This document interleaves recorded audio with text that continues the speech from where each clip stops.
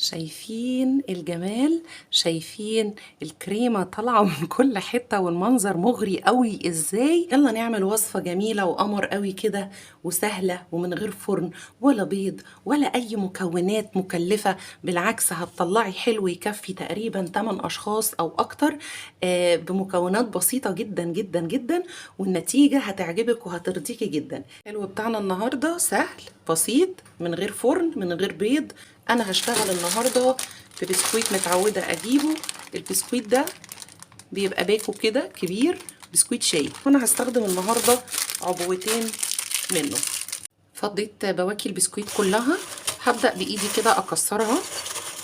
بعد ما كسرنا البسكويت كده زي ما انتم شايفين، هبدا احط معلقتين من الزبده بربع كوبايه من الكاكاو الخام الغير محلى، وعندي كوباية من الحليب بدرجة حرارة المطبخ.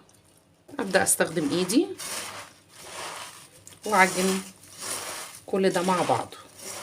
عايزاها عجينة متماسكة عشان أعرف أتحكم فيها في الشكل النهائي للحلو بتاعنا النهاردة. هعجن كويس جدا وهسيب العجينة ترتاح، وتعالى أقول لكم هنجهز إيه على ما العجينة ترتاح معانا. في بولة كده هحط نص كوباية من الكريم شانتيه، معلقة مش مليانة من السكر البودرة، كوباية مية متلجة بقالي حوالي ربع ساعة حطاها في الفريزر، وهضرب الكريم شانتيه كويس جدا. وما يوصل للمرحلة الفوم اللي أنا محتاجاها نرجع نكمل بقية الوصفة مع بعض.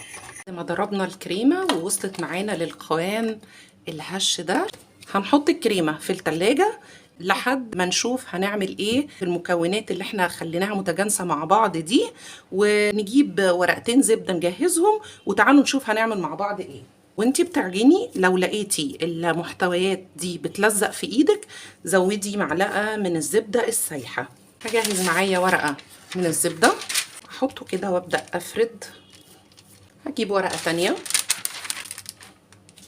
وابدأ استخدم في الوقت ده بقى النشابة، وهفرده كويس ونيجي نشوف الخطوة اللي بعد كده ايه. خلاص فردناها بالشكل ده. يهمني قوي الجناب هي اللي تبقى متساوية، مش مهم الحرفين دول لان دول هيتلفوا، اهم حاجة الجناب. نجيب الكريمة ونبدأ ناخد الكريمة كده ونحط طبقة خفيفة علشان وانا بلف ما تبدأش تطلع من الجناب.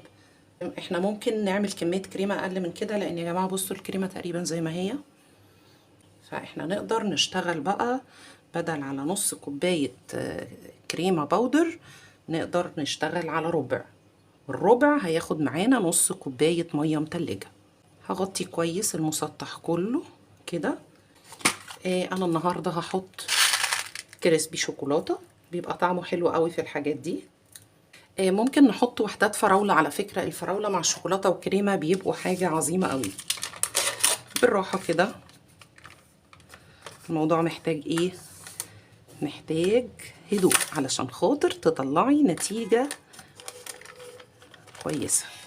لازم استخدم الورق علشان خاطر هو اللي ماسك الرول كله. تمام.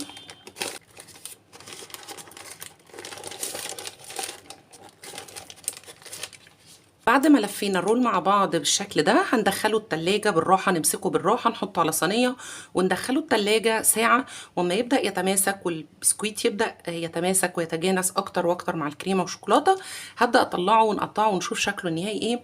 بس ممكن نعمل خطوة نهائية كده تجميلية هتخلي شكله حلو، بس برضو لما يطلع من التلاجة يكون أفضل.